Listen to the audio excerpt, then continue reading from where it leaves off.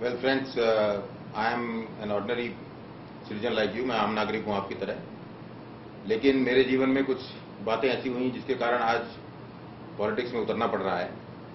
और मैं भी आप ही की तरह कई सालों तक ट्रेन में सेकंड क्लास में, पहले उस समय थर्ड क्लास हुआ करता था, कई सालों तक उसमें ट्रैवल किया है मैंने। बहुत गरीबी की जिंदगी देखी है मैंने, और बहुत ही गरीबी जिंदगी के देखकर मैं इस मुकाम पर पहुंचा हूं। और इस तरह से मैं एकदम बिल्कुल आप ही की तरह एक आम नागरिक हूं, इसका एक परिचय आपको देता हूं।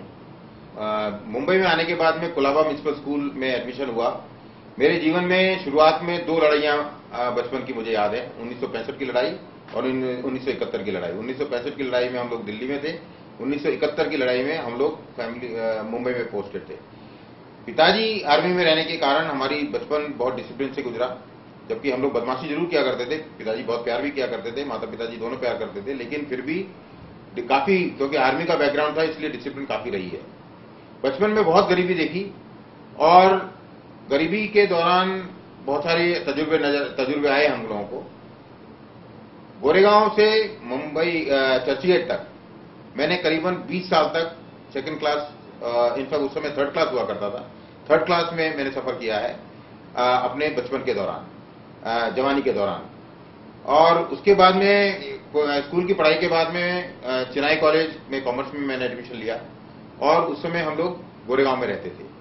गोरेगांव से चर्चगेट के समय जो मैंने ट्रेन में सफर किया, वो सफर आज भी ऐसा ही दिखाई देता है, कोई बदलाव दिखाई नहीं देता है।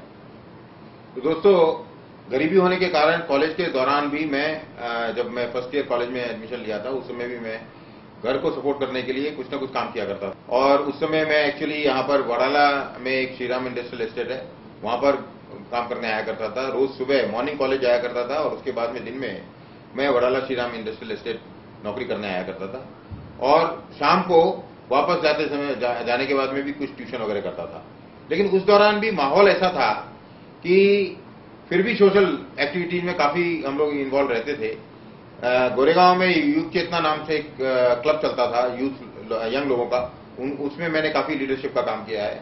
उसको एस्टेब्लिश करने में, उसको आगे चलाने में भी मैंने काफी काम किया। तो उस दौरान बचपन में ही काफी लोगों के साथ में मुझे मिलकर काम करने की एक आदत पड़ गई। और उसके पढ़ाई के साथ साथ ट्यूशन, नौकरी, परिवार को सपोर्ट करने के लिए काफी कुछ करता रहा। और 1979 में मैंने अपना ग्रेजुएशन कंप्लीट किया। लेकिन 1979 में ग्रेजुएशन कंप्लीट करने से पहले ही मुझे याद है 23 अप्रैल 1979 में मैंने पहली परमानेंट एक जॉब ज्वाइन किया, जिस कंपनी का नाम था तुलानी शिपिंग।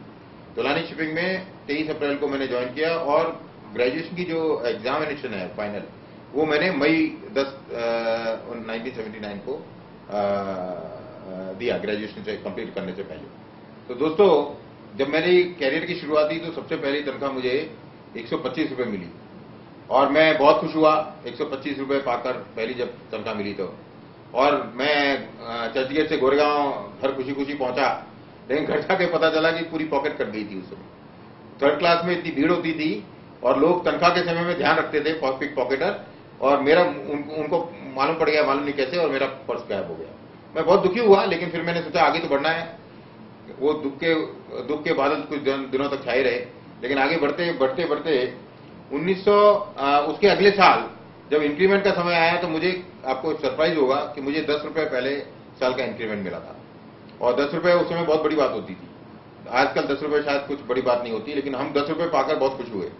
और उसके बाद में आगे कैरियर की चलता रहा। 1990 में मेरे कैरियर में काफी बदलाव आया। 1990 में मैंने ग्रेट ईस्टर्न शिपिंग ज्वाइन किया। दोस्तों, ग्रेट ईस्टर्न शिपिंग में बहुत ही जूनियर पोस्ट पे ज्वाइन करने के बावजूद भी मुझे एक अच्छा मौका मिला वहां पर अपना कैरियर डेवलप करने का। और कंपनी की बहुत अच्छी थी, कंपनी की सर्कमस्टांसेस, कंपनी का एनवायरनमेंट काम करने का बहुत अच्छा था। उन्होंने बहुत अच्छा मौका दिया मुझे। मेरे जैसे हार्डवर्किंग अगर आगे बढ़ पाया तो उसकी काफी कुछ क्रेडिट जो है कंपनी को जाती है। और 1995-96 तक आते आते मुझे ऐसे कई काम करने के मौके मिले, जैसे कि पहला भारतीय जहाज, ऑयल एंड गैस इंडस्ट्री को सर्विस करने वाला पहला भारतीय जहाज, इंडियन फ्लैग, वेसल जो जाके नॉर्थ सी में काम करने लगा, जहां पे कि गोरों का बास्टिन हुआ करता था, जहां गोरों के सिवा कोई और काम नहीं कर सकता है। ऐसी जगह पे जाके भारतीय जहाजों ने अपने झंडे गाड़े। ये बहुत महत्वपूर्ण बात है भारत के लिए। और इसी दौरान हमने ग्रेट ईस्टर्न में रहते रहते कई ऐसे काम किए जिससे कि काफी कुछ भारतीय बिजनेस में जो कि फॉरेन कंपनीज आकर काम करती थी उनको हमने रिप्लेस कर दिया, यानी कि इंडियन कंपनी पहली बार यहां पर काम करने लगी। तो शुरुआत से एक ऐसा मेरे जीवन में भी ऐसा मौका मिला मुझे कि अपनी देश में की तरक्की में आगे कैसे बढ़ाया जाए, हर इवन बिजनेस में रहते रहते। और उसी समय एक हाई पॉइंट ऐसा भी आया कि एक दो प्रोजेक्ट मेरे हाथ से ऐसे अच्छे निकले जो कि काफी खराब हो चुके थे, जो हो नहीं पा रहे थे, लेकिन मेरे कारण वो हो गए। तो इसलिए मैं बहुत ही जल्दी प्रमोशन पाकर 1999 में जाकर प्रेसिडेंट बन गया ग्रेट ईस्टर्न शिपिंग के अंदर। तो बहुत ही शॉर्ट पीरियड में मुझे एक ऐसा मौका मिला अपने कैरियर का। शायद भगवान भी कुछ चाहता था ऐसा कि मेरे जीवन में मुझे कुछ मेरे माध्यम से कुछ करना चाहता है वो, इसलिए बहुत ही जल्दी सक्सेस मिली। और 1990 से कंपनी ज्वाइन करने के बाद बहुत ही जूनियर पोस्ट पर, और 1999 में मैं जाकर कंपनी में प्रेसिडेंट बन गया। दोस्तों, प्रेसिडेंट बनने के बाद एक तरह की सफलता जब हुई तो फाइनेंशियल थोड़ी इंडिपेंडेंस भी मिलने लगी, थोड़ा फाइनेंशियली भी कॉन्फिडेंस आने लगा कि अपने पांव पे हम खड़े हो गए हैं एक तरह से। तो फिर बचपन की यादें सामने फिर से आने लगी, जिस तरह की गरीबी हमने देखी थी, जिस तरह से वहां पर छोटे नवयुवक थे उस समय भी हमने जो काम किया था, युग चेतना या समाज सेवा का जो काम होता था उस समय, उसको ध्यान में रखते हुए मैं फिर सोचने लगा कि जीवन में आगे क्या करना चाहिए। और मैं सोच रहा था कि क्या करें, किसी एनजीओ के साथ ज्वाइन कर दूं, कोई स्कूल खोलने की कोशिश की जाए या कोई हॉस्पिटल खोलने की कोशिश की जाए, ताकि सामाजिक सेवा में फिर से वापस कुछ तरह से कंट्रीब्यूशन हो। उसी दौरान बाय एक्सीडेंट, ये चांस की बात है, भगवान ऐसा चाहता था कि मेरी मुलाकात एक डॉक्टर जयप्रकाश नारायण हैं लोक सत्ता पार्टी के, उनसे मुलाकात हुई। 2001 की या 2002 की बात है जब उनसे मुलाकात हुई, और उनसे जब चर्चा होने लगी तो समझ में कुछ बात डिफरेंट आई कि भाई इस देश में अगर यहाँ की गवर्नेंस और पॉलिटिक्स में अगर सुधार किया जाए, गवर्नमेंट को ज्यादा अकाउंटेबल ट्रांसपेरेंट बनाया जाए, तो शायद वो जो सपने हैं मेरे, जो लोगों के लिए जो मेरे सपने हैं कि सभी को कम से कम मिनिमम रोटी कपड़ा मकान और स्किल्स ऐसी मिले जो कि उनका पोटेंशियल देश के काम आ सके, देश आगे बढ़ सके, तो वो ज्यादा अच्छी आसानी से पूरी हो सकेंगी। तो दोस्तों, जब डॉक्टर जयप्रकाश नारायण से मैं मिला तो एक बहुत तरह का एक गवर्नेंस और पॉलिटिक्स के बारे में पहली बार समझने का मौका मिला कि इस देश में प्रॉब्लम क्या है। तो एक धीरे धीरे 2001 के बाद से मेरा मन में एक विचार उठने लगे कि अब मेरे लिए क्या जरूरी है, बहुत जरूरी क्या है। एक तरफ था कि ऐसा व्यक्ति जो अपना आईएएस का कैरियर छोड़कर एक मैदान में उतर चुका है देश में बदलाव लाने के लिए, उसके साथ में उस तरफ जाना चाहिए या अपने कैरियर में लगे रहना चाहिए। तो दो ये रास्ते मेरे सामने थे कि मैं अपने कैरियर में फुल टाइम लगा रहा हूं और उसी में और किसी चीज में ध्यान न दूं, और दूसरी तरफ था कि किसी तरह से डॉक्टर जयप्रकाश नारायण जैसे व्यक्ति जो इतने अच्छा काम कर रहे हैं, जो इस तरह की बदलाव लाने की कोशिश कर रहे हैं, उनको भी मदद करने की कोशिश करूं। तो धीरे धीरे मतलब ऐसा लगने लगा कि ये भी बहुत जरूरी है। और मेरी पत्नी जो है उन्होंने बहुत मेरा साथ दिया इस डिसीजन लेने में, और मैंने पार्ट टाइम बेसिस पर डॉक्टर जयप्रकाश नारायण के साथ में लोक सत्ता के साथ में काम करना शुरू कर दिया।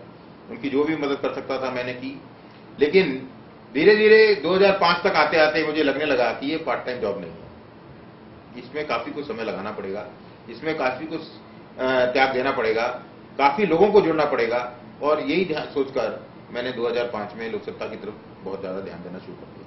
और लोक सत्ता 2005 में मुझे याद है 31 मार्च 2005 को मैंने ग्रेट ईस्टर्न शिपिंग का त्याग कर दिया।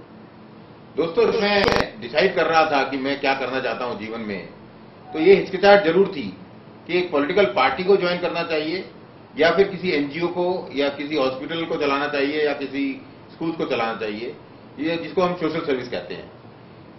लेकिन ये हिचकिचाहट धीरे धीरे दूर होती गई जैसे जैसे ज्यादा समझ में आने लगा कि ये तो काम बेसिकली जो स्कूल चलाने का काम हो, हॉस्पिटल चलाने का काम हो या कोई भी इस तरह की व्यवस्था का काम हो, ये तो सरकार का मूलभूत काम है।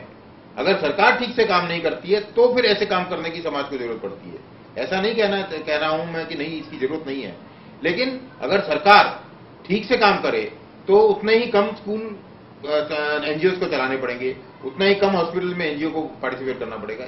ये मौलिक जो काम है, ये मूलभूत काम जो है सरकार का है, और जब जो सरकार काम नहीं करती है, तब जाके ये समाज के ऊपर प्रेशर पड़ता है। इसलिए ये हिचक धीरे धीरे खत्म हो गई, और ये पॉलिटिकल रास्ता ही सही है। पॉलिटिकल रास्ता ही मेरे लिए एक जीवन का लक्ष्य बन सकता है, इस समाज को सुधारने में, समाज को बदलने में, या फिर देश में बदलाव लाने के लिए। ये बहुत ही क्लियर हो गया कि ये ही सही रास्ता है।